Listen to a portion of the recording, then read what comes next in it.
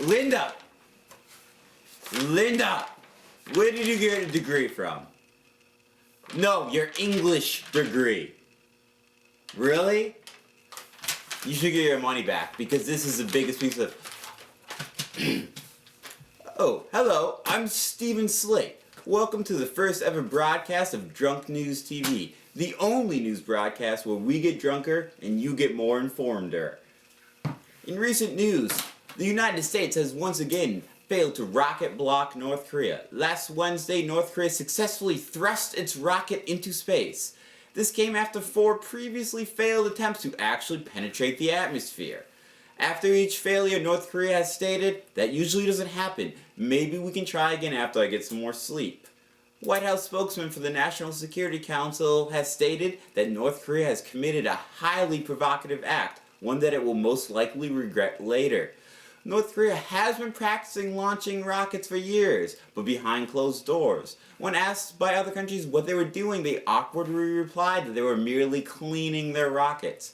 North Korean neighbors Japan and South Korea were also dismayed by the action. Both were impressed, though, that North Korea was able to keep its rocket up for longer than 2 minutes. They both also said that although North Korea's rocket was large, they both had seen larger. In entertainment news, The Hobbit, An Unexpected Journey opened this weekend and for some was an unexpected letdown. The film splits popular J.R.R. Tolkien books into 3 separate films. Three films? Really? This is why Hollywood is going to shit. Is because they decide they want to make movies more like books. The whole reason we go and see movies is because we don't want to read books. They're long and boring. We don't want to sit through 9 hours of midgets running through mountaintops. Anyway, DNTV had a chance to meet with some people who saw the film. Okay, so I understand you just saw Hobbit, An Unexpected Journey. What did you think of it? Oh, the orcs, it was like, and then took down the dragon with the... Then it was like, with the... What do you think of the movie being split into 3 different films? I don't know about that.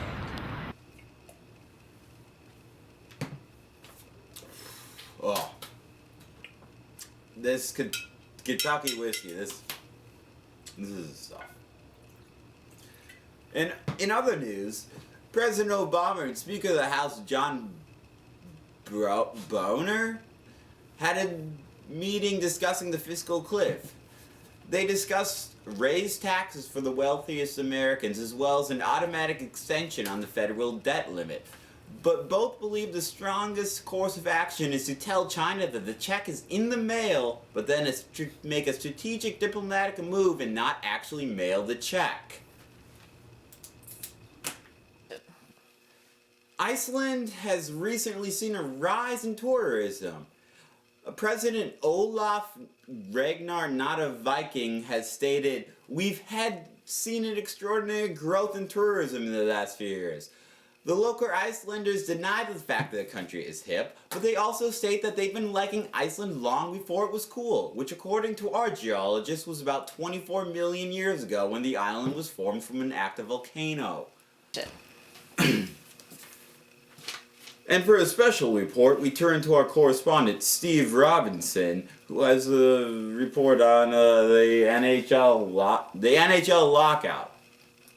Canadians, usually a peaceful and friendly folk, but what secret hides just underneath this flannel exterior? This reporter set out to find out just that. To understand a Canadian, one must first look at a Canadian's biology. Now, a Canadian is very much different than you or I.